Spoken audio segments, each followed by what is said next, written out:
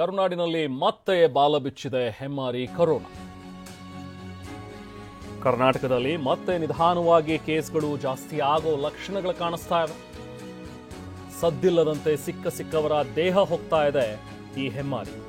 ಬೆಂಗಳೂರು ಒಂದರಲ್ಲೇನೆ ಹೆಚ್ಚು ಕೇಸ್ಗಳು ಪತ್ತೆ ಆಗ್ತಾ ಇದೆ. ಕೊರೋನಾ ಕಟ್ಟಿ ಹಾಕೋದಕ್ಕೆ ಆರೋಗ್ಯ ಇಲಾಖೆ ಕೂಡ ಅಲರ್ಟ್ ಆಗಿದೆ. ಅಧಿಕಾರಿಗಳ ಜೊತೆಗೆ ಚರ್ಚೆ ಮಾಡ್ತಾ ಇದ್ದಾರೆ ಸಚಿವ ದಿನೇಶ್ ಗುಂಡೂರಾವ್. ನಿನ್ನೆ ಕೂಡ ಒಂದು ಮೀಟಿಂಗ್ ಆಗಿದೆ. ತಜ್ಞರ ಸಲಹೆ ಮೇರೆಗೆ ನೆಕ್ಸ್ಟ್ ಏನ್ ಮಾಡಬೇಕು ಅನ್ನುವಂಥದ್ರ ಬಗ್ಗೆ ತೀರ್ಮಾನ ಮಾಡ್ತೀವಿ ಅಂತ ಸಚಿವರು ಹೇಳಿದ್ದಾರೆ. ಇವತ್ತು ಮಹತ್ವದ ಚರ್ಚೆ ಇದೆ, ಮೀಟಿಂಗ್ ಇದೆ. ಇವತ್ತೊಂದು ಮಹತ್ವದ ಮೀಟಿಂಗ್, ಅದರಲ್ಲಿ ಚರ್ಚೆ ಮಾಡ್ತಾರೆ. ಬೆಂಗಳೂರು ಸೇರಿ ರಾಜ್ಯದಲ್ಲಿ ಕಠಿಣ ರೂಲ್ಸ್ ಜಾರಿಗೊಳಿಸೋದ್ರ ಬಗ್ಗೆನೂ ಕೂಡ ಮಾತುಕತೆ ಮಾಡ್ತಾ ಇದ್ದಾರೆ. ಅಂದ್ರೆ ಯಾವಾಗ್ಲಿಂದ ಈ ರೂಲ್ಸ್ ಅನ್ನ ಜಾರಿಗೆ ತರಬೇಕು ಅನ್ನುವಂಥದ್ದು ಈಗಿರುವಂತ ಪ್ರಶ್ನೆ. ಯಾಕಂದ್ರೆ ಸದ್ಯಕ್ಕೀಗ ಒಂದು 35-36 ಕೇಸ್ಗಳು ರಾಜ್ಯದಲ್ಲಿ ಪತ್ತೆಯಾಗಿವೆ. ಅದರಲ್ಲಿ ಬೆಂಗಳೂರಿನಲ್ಲಿ ಜಾಸ್ತಿ 32 ಕೇಸ್ಗಳು. ಸೊ ಹಾಗಾಗಿ ಅಕ್ಕಪಕ್ಕದಲ್ಲಿ ಜಾಸ್ತಿ ಇದೆ. ಈಗ ಕೇರಳದಲ್ಲೂ ಕೂಡ ಜಾಸ್ತಿ ಇದೆ, ಆಂಧ್ರದಲ್ಲಿ, ಈ ಕಡೆ ತಮಿಳುನಾಡಿನಲ್ಲಿ ಕೇಸಸ್ ನಿಧಾನವಾಗಿ ಬರ್ತಾ ಇದೆ. ನೋಡಿ, ತಮಿಳುನಾಡಿನಲ್ಲಿ 12 ಇದೆ, ಹರಿಯಾಣ 5, ಉತ್ತರ ಪ್ರದೇಶ 4, ಗುಜರಾತ್ನಲ್ಲಿ 40 ಕೇಸು, ದೆಹಲಿಯಲ್ಲಿ 23 ಕೇಸ್ಗಳು. ಟಿವಿ ಸ್ಕ್ರೀನ್ ಮೇಲೆ ನೀವು ಗಮನಿಸಿ ನೋಡಿ, ಕೇರಳದಲ್ಲಿ 273 ಕೇಸು ಹೆಚ್ಚು, ಮಹಾರಾಷ್ಟ್ರದಲ್ಲೂ ಕೂಡ 45 ಕೇಸ್ ಇದೆ, ಗುಜರಾತ್ನಲ್ಲಿ 40 ಕೇಸ್ ಇದೆ, ಕರ್ನಾಟಕದಲ್ಲಿ 35, ದೆಹಲಿಯಲ್ಲಿ 23. ಹೀಗೆ ಕೊರೋನಾ ನಿಧಾನಕ್ಕೆ ಮತ್ತೆ ತನ್ನ ಕಬಂಧ ಬಾಹುಗಳನ್ನು ಚಾಚ್ತಾ ಇದೆ. ಬಟ್ ಈ ಬಾರಿಯ ಈ ರೂಪಾಂತರಿ ಇದೆಯಲ್ಲ, JN1 ರೂಪಾಂತರಿ, ಅದು ಅಷ್ಟು ಪರಿಣಾಮಕಾರಿ ಇಲ್ಲ ಅನ್ನೋದು ಕೂಡ ಹೇಳ್ತಾ ಇದ್ದಾರೆ. ಸೊ ಹಾಗಾಗಿ ಈ ಕೊರೋನಾನ ಆರಂಭದಲ್ಲೇ ಚೂಟ್ ಹಾಕೋದಕ್ಕೆ ಕೆಲವೊಂದಷ್ಟು ಪ್ಲಾನ್ ಮಾಡ್ತಾ ಇದ್ದಾರೆ. ಸೋಂಕಿನ ಸವಾರಿ ತಡೆಗಟ್ಟೋದಕ್ಕೆ ಹೊಸ ಮಾರ್ಗಸೂಚಿಗಳನ್ನು ಕೂಡ ರೆಡಿ ಮಾಡಲಾಗ್ತಾ ಇದೆ. ಸದ್ಯಕ್ಕೆ ಈ ಲಾಕ್ಡೌನ್ ಸೀಲ್ಡೌನ್ ಎಲ್ಲವೂ ಕೂಡ ತುಂಬಾ ಉತ್ಪ್ರೇಕ್ಷೆಗಳಾಗುತ್ತೆ. ಈಗಲೇ ಇದನ್ನೆಲ್ಲ ಕೂಡ ಹೇಳೋದಕ್ಕಾಗೋದಿಲ್ಲ. ಇವತ್ತು ಸಭೆ ಮಾಡಿ ನೆಕ್ಸ್ಟ್ ಎಲ್ಲಿ ಜಾಸ್ತಿ ಬರುತ್ತೋ ಕೇಸಸ್ಸು, ಅಲ್ಲಿ ಕೆಲವೊಂದು ಸ್ಟ್ಯಾಂಡರ್ಡ್ ಪ್ರೋಟೋಕಾಲ್ಸ್ ಅನ್ನುವಂಥದ್ದಿದೆ. ಈಗ ಕೊರೋನಾ ಬಂದರೆ ಏನು ಮಾಡಬೇಕು, ಎಷ್ಟು ಕೇಸ್ ಇದ್ದಾಗ ಏನು ಮಾಡಬೇಕು ಅನ್ನುವಂಥದ್ದು ಈ ಹಿಂದಿನ ಎಲ್ಲ ಟೈಮ್ನಲ್ಲೂ ಕೂಡ ಏನೇನು ಆಯಿತು ಅದನ್ನು ನೋಡ್ಕೊಂಡು ಬಂದಿದ್ದಾರೆ. ಸೊ ಹಾಗಾಗಿ ಒಂದು ಎಕ್ಸ್ಪೀರಿಯನ್ಸ್ ಇದೆ. ಲಾಸ್ಟ್ ಟೈಮ್ ನಾವು ಎಲ್ಲಿ ಹಿಡಿದ್ವಿ ಅಥವಾ ನಾವು ಏನೇ ಸರಿ ಮಾಡ್ಕೋಬೇಕು ಅನ್ನುವಂಥದ್ದು ಗೊತ್ತಿದೆ ಈಗ ಸರ್ಕಾರಗಳಿಗೆ. ಸೊ ಹಾಗಾಗಿ ಕೆಲವೊಂದಷ್ಟು ಮಾರ್ಗಸೂಚಿಗಳನ್ನು ರೆಡಿ ಮಾಡ್ಕೊಳ್ಳೋದು. ಈಗ ಸದ್ಯಕ್ಕೆ ಹೇಳೋ ಪ್ರಕಾರ ಯಾವುದೇ ಟೈಮ್ ಆಗಿರಲಿ, ಅದು ಕೊರೋನಾ ಜಾಸ್ತಿ ಇರಲಿ ಕಮ್ಮಿ ಇರಲಿ, ಹೆಚ್ಚು ಜನನಿಬಿಡ ಪ್ರದೇಶಗಳಿಗೆ ಹೋದಾಗ ಮಾಸ್ಕ್ ಧರಿಸೋದು ಅಥವಾ ಸ್ವಲ್ಪ ಸೋಷಿಯಲ್ ಡಿಸ್ಟೆನ್ಸಿಂಗ್ ಮಾಡೋದು ಒಳ್ಳೆಯದು. ಯಾಕಂದರೆ ಹೆಚ್ಚಿನ ಜನಸಂದಣಿ ಇದೆ ಅಂತ ಹೇಳಿದ್ರೆ ಅಲ್ಲಿ ಯಾರ್ಯಾರಿಗೆ ಏನೇನು ಸೋಂಕುಗಳಿರುತ್ತೋ ಅದು ಮತ್ತೆ ನಿಮಗೆ ಯಾವುದೇ ವೈರಸ್ ಇದ್ರೂ ಕೂಡ ಅಟ್ಯಾಕ್ ಆಗುತ್ತೆ. ಅದು ಕೊರೋನಾ ಅಂತಲೇ ಅಲ್ಲ, ಬೇರೆ ಯಾವುದೇ ವೈರಸ್ ಇದ್ರೂ ಕೂಡ ನಿಮ್ಗೆ ಅಟ್ಯಾಕ್ ಆಗುತ್ತೆ. ಸೊ ಹಾಗಾಗಿ ಅದರಿಂದ ರಕ್ಷಣೆ ಪಡಿಬೇಕು, ಆರೋಗ್ಯವಾಗಿರಬೇಕು ಅಂತ ಹೇಳಿದ್ರೆ ಹೆಚ್ಚು ಈ ಥರದ ಜನಸಂದಣಿ ಏರಿಯಾಗಳಲ್ಲಿ ಓಡಾಡುವಾಗ ಮಾಸ್ಕ್ ಧರಿಸೋದು, ಆಗಾಗ ಹ್ಯಾಂಡ್ ವಾಶ್ ಮಾಡೋದು, ಸ್ಯಾನಿಟೈಸರ್ ಬಳಸೋದು, ಇದೆಲ್ಲವೂ ಕೂಡ ಒಂದು ಬೇಸಿಕ್ ಆಗಿರುವಂತಹ ಉಪಾಯಗಳು. ಅದು ಈ ಟೈಮಲ್ಲೇ ಕೊರೋನಾ ಜಾಸ್ತಿ ಆಯಿತು ಅಂದಾಗಲೇ ನೀವು ಮಾಡಬೇಕು ಅನ್ನುವಂಥದ್ದೇನಲ್ಲ. ಪ್ರತಿ ಬಾರಿಯೂ ಕೂಡ ಇದನ್ನು ಮೇಂಟೈನ್ ಮಾಡಿದ್ರೆ ಒಳ್ಳೆಯದು. ಈಗ ಕೊರೋನಾ ಕೇಸಸ್ ಕೂಡ ಜಾಸ್ತಿ ಆಗ್ತಾ ಇರೋದ್ರಿಂದಾಗಿ ಹೆಚ್ಚು ಜಾಗರೂಕರಾಗಿರಬೇಕಾಗತ್ತೆ. ಹಾಗಂಥೇಳಿ ಈಗಲೇ ಹೆಚ್ಚಾಗ್ಬಿಟ್ಟಿದೆ ಕೇಸ್ಗಳು, ಇನ್ನೆಲ್ಲೂ ನೀವು ಓಡಾಡೋ ಹಾಗೆ ಎಲ್ಲ ಸೀಲ್ ಡೌನ್ ಮಾಡಿಬಿಡ್ತೀವಿ, ಲಾಕ್ಡೌನ್ ಮಾಡಿಬಿಡ್ತೀವಿ, ಇದೆಲ್ಲವೂ ಕೂಡ ಮಾತುಗಳಲ್ಲ.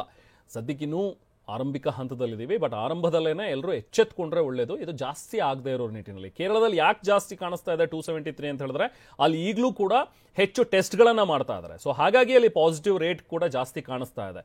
ನಮ್ಮಲ್ಲಿ ಇಲ್ಲೂ ಕೂಡ ಟೆಸ್ಟನ್ನ ಜಾಸ್ತಿ ಆಗಿ ರ್ಯಾಪಿಡ್ ಆಗಿ ಮಾಡ್ತಾ ಹೋದರೆ ಇಲ್ಲೂ ಕೂಡ ಕೇಸಸ್ ಜಾಸ್ತಿ ಆಗುತ್ತೆ. ಸೊ ಹಾಗಾಗಿ ಗಾಬರಿ ಪಡೋ ಅವಶ್ಯಕತೆ ಇಲ್ಲ. ನಾಳೆಯಿಂದ ನೋಡಿ ಕೋವಿಡ್ ಟೆಸ್ಟನ್ನು ಕೂಡ ಈಗ ಆರಂಭ ಮಾಡ್ತಾ ಇದ್ದಾರೆ. ರಾಜ್ಯದಲ್ಲೂ ಕೂಡ 8 ಮೆಡಿಕಲ್ ಕಾಲೇಜ್ಗಳಲ್ಲಿ ಮಾತ್ರ ಈಗ ಸದ್ಯಕ್ಕೆ ಆರಂಭಿಕವಾಗಿ ಟೆಸ್ಟ್ಗೆ ಅವಕಾಶ ಕೊಟ್ಟಿದ್ದಾರೆ. ಹೆಚ್ಚು ಕೋವಿಡ್ ಕೇಸ್ಗಳು ಬೆಂಗಳೂರಿನಲ್ಲೇ ಇರೋದ್ರಿಂದಾಗಿ ಹೆಚ್ಚು ಕೋವಿಡ್ ಟೆಸ್ಟ್ಗಳನ್ನು ಇಲ್ಲೇ ಮಾಡಿ ಅಂತ ಹೇಳಿ ಕೂಡ ಹೇಳಿದ್ದಾರೆ. ನಾಳೆಯಿಂದ ಕೋವಿಡ್ ಟೆಸ್ಟ್ ಆರಂಭವಾಗುತ್ತೆ. ಹಾಗಂತ ಎಲ್ಲರನ್ನೂ ಹಿಡ್ಕೊಂಡು ಹೋಗಿ ಟೆಸ್ಟ್ ಮಾಡ್ತಾರೆ ಅನ್ನುವಂಥದ್ದಲ್ಲ. ರ್ಯಾಂಡಮ್ ಆಗಿ ನಿಮಗೆ ಅನುಮಾನಗಳಿದ್ರೆ, ನಿಮ್ಗೆ ಏನಾದರೂ ಶೀತದ ಒಂದು ಸಿಂಪ್ಟಮ್ಸ್ ಇದ್ದು, ಕೆಮ್ಮು, ಜ್ವರ, ನೆಗಡಿ, ಈ ಥರದ್ದು ಒಂದಷ್ಟು ಸಿಂಪ್ಟಮ್ಸ್ಗಳು ಕಾಣಿಸ್ಕೊಂಡ್ರೆ ನೀವೇ ವಾಲಂಟರಿಯಾಗಿ ಹೋಗಿ ನೀವು ಟೆಸ್ಟನ್ನು ಮಾಡಿಸ್ಕೋಬೋದು. ಮುಂಚೆ ನಾವು ನೋಡಿದ್ವಲ್ಲ ಕೊರೋನಾ ಕೇಸಸ್ನಲ್ಲಿ ಒಂದೊಂದು ಏರಿಯಾಗಳಲ್ಲೇ ಒಂದು ವಾರ್ಡ್ ಮಟ್ಟದಲ್ಲೇ ಎಲ್ಲರೂ ಹೋಗಿ ಟೆಸ್ಟ್ ಮಾಡಿಸೋದು, ಈ ಥರದ್ದು ಯಾವುದೂ ಕೂಡ ಇಲ್ಲ. ಸೊ ಸದ್ಯಕ್ಕೀಗ ಹೆಚ್ಚಿನ ಒಂದು ಮುಂಜಾಗ್ರತಾ ಕ್ರಮಗಳನ್ನು ಕೈಗೊಳ್ಳೋಣ ಅನ್ನುವಂಥದ್ರ ಬಗ್ಗೆ ಸೂಚನೆಗಳು ಸರ್ಕಾರಗಳಿಂದಲೂ ಕೂಡ ಹೋಗಿದೆ. ನಾವು ಪ್ರತಿನಿಧಿ ವಿನಯ್ ಕಾಶ್ಯಪ್ನವರು ಜಾಯ್ನ್ ಆಗಿದ್ದಾರೆ, ಮಾತಾಡೋಣ. ವಿನಯ್, ಈಗ ಕೊರೋನಾ ಕಂಪ್ಲೀಟ್ ಆಗಿ ಹೊರಟೋಯ್ತು ಅನ್ನುವಂಥದ್ದಲ್ಲ, ನಮ್ಮ ಜೊತೆನೇ ಹಾಸೋಹಕ್ಕಾಗಿದೆ ಅನ್ನುವಂಥದ್ದು ಎಲ್ಲರಿಗೂ ಕೂಡ ಗೊತ್ತಿರುವಂಥ ವಿಚಾರನೇ. ಕಂಪ್ಲೀಟ್ ಆಗಿ ಝೀರೋ ಆಗ್ಬಿಟ್ಟಿದೆ ಕೊರೋನಾ ಅನ್ನುವಂಥದ್ದನ್ನು ಹೇಳೋದಕ್ಕಾಗೋದಿಲ್ಲ. ಬಟ್ ಈಗ ವೆದರು ಕೂಡ ಹೀಗಿದೆ, ಮಳೆ ಬರ್ತಾ ಇದೆ ಅಕಾಲಿಕವಾಗಿ, ಇದೆಲ್ಲವೂ ಕೂಡ ಇದೆ. ಇನ್ನು ನೆಕ್ಸ್ಟ್ ವರುಣದೇವನ ಎಂಟ್ರಿ ಆಗುತ್ತೆ, ಮಾನ್ಸೂನ್ ಎಂಟ್ರಿ ಆಗುತ್ತೆ. ಸೊ ಹಾಗಾಗಿ ಈ ಕೇಸ್ಗಳು ಸ್ವಲ್ಪ ಜಾಸ್ತಿ ಆಗಬಹುದು ಅನ್ನುವಂಥದ್ರ ಬಗ್ಗೆ ಮುಂಚಿಂದಲೂ ಕೂಡ ಇದ್ದೇ ಇದೆ ಮುನ್ಸೂಚನೆಗಳು. ಸೊ ಈಗ ಕೊರೋನಾದಲ್ಲೂ ಕೂಡ ಪತ್ತೆ ಆಗ್ತಾ ಇರೋದ್ರಿಂದ, ಕೇಸಸ್ ಆಗ್ತಾ ಇರೋದ್ರಿಂದಾಗಿ ಆರೋಗ್ಯ ಇಲಾಖೆ ಹೇಗೆ ಸನ್ನದ್ಧವಾಗ್ತಾ ಇದೆ, ಏನೇನು ಬೇಸಿಕ್ ಆಗಿ ಗೈಡ್ಲೈನ್ಸ್ ಅನ್ನು ಕೊಡ್ತಾ ಇದ್ದಾರೆ. ಸೊ ಹಾಗೆ ಇವತ್ತಿರುವಂತಹ ಒಂದು ಮೀಟಿಂಗ್ ಎಷ್ಟು ಪ್ರಾಮುಖ್ಯತೆಯನ್ನು ಪಡ್ಕೊಂಡಿದೆ?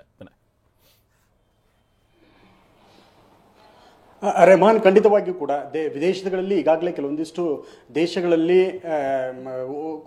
ಒಮಿಕ್ರಾನ್ ಉಪತಳಿಗಳ ಪತ್ತೆ ಬೆನ್ನಲ್ಲೇ ಆರೋಗ್ಯ ಇಲಾಖೆ ಕೂಡ ಅಲರ್ಟ್ ಆಗಿರುವಂಥದ್ದು. ಇನ್ನು ಕೇಂದ್ರ ಆರೋಗ್ಯ ಇಲಾಖೆ ಕೂಡ ನಿನ್ನೆ ಒಂದು ಸಭೆಯನ್ನು ಮಾಡಿದೆ. ಸಭೆ ಬಳಿಕ ವಿವಿಧ ರಾಜ್ಯಗಳಿಗೆ ಎಲ್ಲಿ ಕೇಸ್ಗಳು ಹೆಚ್ಚಾಗ್ತಾ ಇದೆ ಆ ರಾಜ್ಯಗಳಿಗೆ ಒಂದು ಸೂಚನೆಯನ್ನು ಕೂಡ ಕೊಟ್ಟಿದೆ. ನಿಮ್ಮ ಹಂತದಲ್ಲಿ ಮಾನಿಟರಿಂಗ್ ಮಾಡೋದಕ್ಕೂ ಕೂಡ ಕೆಲವೊಂದಿಷ್ಟು ಸಲಹೆಗಳನ್ನು ಕೂಡ ಕೊಟ್ಟಿದೆ. ಹೀಗೆ ಈ ಬೆನ್ನಲ್ಲೇ ಕೇರಳ ಮತ್ತು ಆಂಧ್ರ ಪ್ರದೇಶ ತಮ್ಮ ರಾಜ್ಯದ ವ್ಯಾಪ್ತಿಯಲ್ಲಿ ಕೆಲವೊಂದಿಷ್ಟು ಜಿಲ್ಲೆಗಳಿಗೆ ಅನ್ವಯ ಆಗುವ ಹಾಗೆ ಕೋವಿಡ್ನ ಕೆಲವೊಂದಿಷ್ಟು ಗೈಡ್ಲೈನ್ಸ್ಗಳನ್ನು ಕೂಡ ನೀಡಿದೆ. ಈ ಬೆನ್ನಲ್ಲೇ ರಾಜ್ಯದಲ್ಲೂ ಕೂಡ 16 ಸಕ್ರಿಯ ಪ್ರಕರಣಗಳಿದ್ದಂಥದ್ದು ನಿನ್ನೆ ಮತ್ತಷ್ಟು ಕೇಸ್ಗಳು ಪಾಸಿಟಿವ್ ಕಂಡು ಬಂದಲ್ಲೇ 35 ಸಕ್ರಿಯ ಪ್ರಕರಣಗಳಿಗೆ ಏರಿಕೆಯಾಗಿದೆ. ಅದರಲ್ಲೂ ಹೆಚ್ಚು ಬೆಂಗಳೂರಲ್ಲೇ 32 ಕೊರೋನಾ ಪಾಸಿಟಿವ್ ಕೇಸ್ ಪತ್ತೆ ಆಗ್ತಾ ಬೆನ್ನಲ್ಲೇ ಆರೋಗ್ಯ ಇಲಾಖೆ ಅಲರ್ಟ್ ಆಗಿರುವಂಥದ್ದು. ಜೊತೆಗೆ ಕೋವಿಡ್ ತಾಂತ್ರಿಕ ಸಲಹಾ ಸಮಿತಿ ನಿನ್ನೆ ಒಂದು ಸಭೆಯನ್ನು ಮಾಡಿದೆ. ತಜ್ಞರು ಒಳಗೊಂಡಿರುವಂತಹ ಸಭೆಯಲ್ಲಿ ಸಾಕಷ್ಟು ನುರಿತ ಎಕ್ಸ್ಪರ್ಟ್ಸ್ಗಳು ಕೂಡ ಇದ್ದರು. ಅವರು ವರ್ಚುವಲ್ ಮೂಲಕ ಸಭೆಯನ್ನು ಮಾಡಿ ಏನು ಆಗ್ತಾ ಇದೆ, ವಿದೇಶಗಳಲ್ಲಿ ಯಾವ ತಳಿ ಕಂಡು ಬರ್ತಾ ಇದೆ, ಅದರ ಹರಡುವಿಕೆ ಹೇಗಿದೆ, ಅದರ ತೀವ್ರತೆ ಯಾವ ರೀತಿಯಾಗಿದೆ, ಅದರಿಂದ ಯಾವ ರೀತಿಯಾಗಿ ಎಫೆಕ್ಟ್ ಆಗ್ಬೋದು, ಮುಂದಿನ ದಿನಮಾನಗಳಲ್ಲಿ ಅದರೇನಾದ್ರು ಹೆಚ್ಚಾಗುತ್ತಾ, ಹೊಸ ಅಲೆಗೇನಾದರೂ ಕಾರಣ ಆಗುತ್ತಾ ಅನ್ನೋಂಥ ಮಾಹಿತಿಗಳನ್ನು ಕೂಡ ಪಡೆದುಕೊಂಡಿದ್ದಾರೆ. ಈ ಬೆನ್ನಲ್ಲೇ ಅವರು ಕೆಲವೊಂದಿಷ್ಟು ಸಲಹೆ ಸೂಚನೆಗಳನ್ನು ಆರೋಗ್ಯ ಇಲಾಖೆ ಕೊಟ್ಟಿದ್ದಾರೆ. ಸಚಿವರಿಗೂ ಕೂಡ ಗಮನಕ್ಕೆ ತಂದಿದ್ದಾರೆ. ವಿದೇಶಗಳಲ್ಲಿ ಈ ಥರ ಆಗ್ತಾ ಇದೆ, ಅಕ್ಕಪಕ್ಕದ ರಾಜ್ಯಗಳಲ್ಲಿ ಈ ಥರದ ಕೇಸ್ಗಳಿದೆ. ಸದ್ಯಕ್ಕೆ ಆರೋಗ್ಯ ಇಲಾಖೆ ವ್ಯಾಪ್ತಿಯಲ್ಲಿರುವಂತಹ ಅಥವಾ ಸರ್ಕಾರದ ವ್ಯಾಪ್ತಿಯಲ್ಲಿರುವಂತಹ ಆಸ್ಪತ್ರೆಗಳಲ್ಲಿ ಕೋವಿಡ್ ಟೆಸ್ಟನ್ನು ಮಾಡ್ತಾ ಇಲ್ಲ. ಕಳೆದ ಕೆಲವು ದಿವಸಗಳಿಗೆ ನಾವು ಕೋವಿಡ್ ಟೆಸ್ಟನ್ನು ನಿಲ್ಲಿಸ್ಬಿಟ್ಟಿದ್ವಿ. ಯಾವಾಗ ಪಾಸಿಟಿವ್ 0 ಕೆಳೆದಿತ್ತು ಅವಾಗ ನಾವು ಕೋವಿಡ್ ಟೆಸ್ಟನ್ನು ಮಾಡ್ತಿರ್ಲಿಲ್ಲ. ಆದರೆ ಈಗ ಬೇರೆ ಬೇರೆ ಖಾಸಗಿಯಲ್ಲಿ ಪಾಸಿಟಿವ್ ಆಗ್ತಾ ಇದೆ, ಜೊತೆಗೆ ಅಕ್ಕಪಕ್ಕದ ರಾಜ್ಯಗಳಲ್ಲಿ ಕೋವಿಡ್ ಪಾಸಿಟಿವ್ ಬರ್ತಾ ಇದೆ. ಹೀಗಾಗಿ ಟೆಸ್ಟಿಂಗ್ ಮಾಡುವಂತಹ ಸಾಧ್ಯತೆಗಳು ಅವಶ್ಯಕತೆ ಇದೆ ಈ ಸಂದರ್ಭದಲ್ಲಿ ಅನ್ನುವಂಥ ಮಾಹಿತಿಯನ್ನು ಕೂಡ ಕೊಟ್ಟಿದೆ. ಹೀಗಾಗಿ ಈ ಸಾಧ್ಯತೆಯನ್ನು ಬೆನ್ನಲ್ಲೇ ಆರೋಗ್ಯ ಸಚಿವರು ಕೂಡ ಅಧಿಕಾರಿಗಳ ಹಂತದಲ್ಲೇ ಒಂದಷ್ಟು ಮಾಹಿತಿಗಳನ್ನು ಸಭೆಯನ್ನು ಮಾಡಿ ಮಾಹಿತಿಯನ್ನು ಕೂಡ ಪಡ್ಕೊಂಡಿದ್ದಾರೆ. ಇನ್ನೇನು ಕೆಲವೇ ಕ್ಷಣಗಳಲ್ಲಿ ಅದರ ಮಾಧ್ಯಮ ಪ್ರಕಟಣೆಯನ್ನು ಕೂಡ ಕೊಡ್ತಾ ಇದ್ದಾರೆ. ಎಲ್ಲಿ ಬೆಂಗಳೂರಿನ 8 ಮೆಡಿಕಲ್ ಕಾಲೇಜುಗಳ ವ್ಯಾಪ್ತಿಯಲ್ಲಿ ಕೋವಿಡ್ ಟೆಸ್ಟನ್ನು ಮಾಡಬೇಕು, ಅದರಲ್ಲೂ ಹೆಚ್ಚು ಬೆಂಗಳೂರಲ್ಲಿ ಹೆಚ್ಚು ಟೆಸ್ಟ್ ಮಾಡಬೇಕು. ಯಾಕಂದರೆ ಅತಿ ಹೆಚ್ಚು ಕೇಸ್ಗಳು ಬೆಂಗಳೂರಲ್ಲಿ ಕಂಡು ಬರ್ತಾ ಇದೆ. ಪ್ರಮುಖವಾಗಿ Victoria, Bowring, C V Raman Nagar ಆಸ್ಪತ್ರೆಗಳಲ್ಲಿ ಟೆಸ್ಟಿಂಗನ್ನು ಮಾಡಬೇಕು. ಎಲ್ಲರಿಗೂ ಟೆಸ್ಟಿಂಗ್ ಅನ್ನು ಮಾಡುತ್ತದಲ್ಲ. ಟೆಸ್ಟಿಂಗ್ ಅಂದ ತಕ್ಷಣ ಕೋಮಾರ್ಬಿಟಿಸ್ ಇರುವಂಥವ್ರು, ಆರೋಗ್ಯದ ಸಮಸ್ಯೆಯಿಂದ ಬಳಲ್ತಿರುವಂಥವ್ರು, ಅದರಲ್ಲೂ ಮಕ್ಕಳಲ್ಲಿ ಏನಾದರೂ ಗಂಭೀರತಾ ಸ್ವರೂಪದ ಲಕ್ಷಣ ಕಂಡು ಬಂದರೆ, ಕೋವಿಡ್ನ ಲಕ್ಷಣಗಳಿದ್ದರೆ ಇಂಥವ್ರು ಮಾತ್ರ ಟೆಸ್ಟನ್ನು ಮಾಡಿಸಬೇಕು. ಉಳಿದ ಎಲ್ಲರಿಗೂ ಕೂಡ ಟೆಸ್ಟಿಂಗ್ ಅಲ್ಲ, ಕೇವಲ ರೋಗ ಲಕ್ಷಣಗಳು ಮತ್ತು ಸಮಸ್ಯೆಯಿಂದ ಬಳಲ್ತಿರುವಂಥವ್ರು ILI ಪ್ರಕರಣಗಳ ಅಥವಾ ಸೋಂಕಿನ ಲಕ್ಷಣಕ್ಕೆ ಹೊಂದಿದ್ರೆ ಮಾತ್ರ ಟೆಸ್ಟನ್ನು ಮಾಡಬೇಕು ಅನ್ನೋ ಸೂಚನೆಯನ್ನು ಕೂಡ ಕೊಟ್ಟಿದೆ.